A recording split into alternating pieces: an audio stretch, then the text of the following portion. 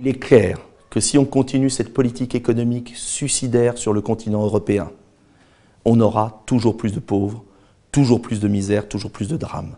Voilà pourquoi moi je suis candidat pour justement un autre modèle économique. Car je sais que si on protège le continent européen, si on sort de l'euro, si on baisse les charges des entreprises, si on contrôle les marchés financiers, on pourra dégager de la richesse pour créer des emplois, sortir beaucoup de pauvres de la misère, mais cela n'interdira pas, bien sûr, un effort particulier pour mieux répartir les richesses. Donc, vous le voyez, il faut à la fois lutter contre la crise et, à l'intérieur du pays, mieux répartir les richesses.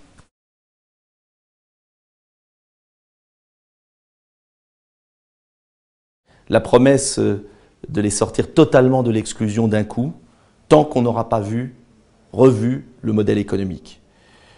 Pour autant, je pense qu'ils n'attendent pas des promesses, ils attendent le retour d'une certaine dignité, d'un certain comportement. Et là aussi, je pense qu'il y a à faire dans le changement de fonctionnement de l'ensemble des administrations vis-à-vis de la pauvreté, vis-à-vis de l'exclusion.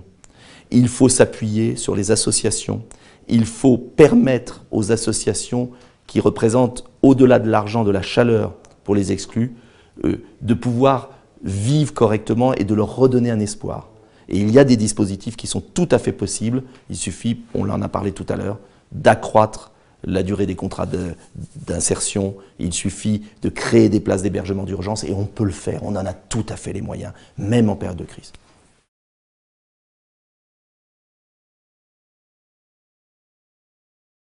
Si on a réduit de moitié, 4 millions de moins, ce serait merveilleux. Mais je vais être très franc avec vous. Là aussi, on ne peut le faire que si on en fait un objectif prioritaire. Et mon objectif politique, c'est de mettre sur la table un projet politique qui vise à l'essentiel. Et pour moi, l'essentiel aujourd'hui, c'est la lutte contre le chômage de masse qui gangrène notre pays, qui fait perdre toute dignité aux femmes et aux hommes qui vivent en France. On n'y arrivera pas si on ne met pas tous les moyens sur ce combat.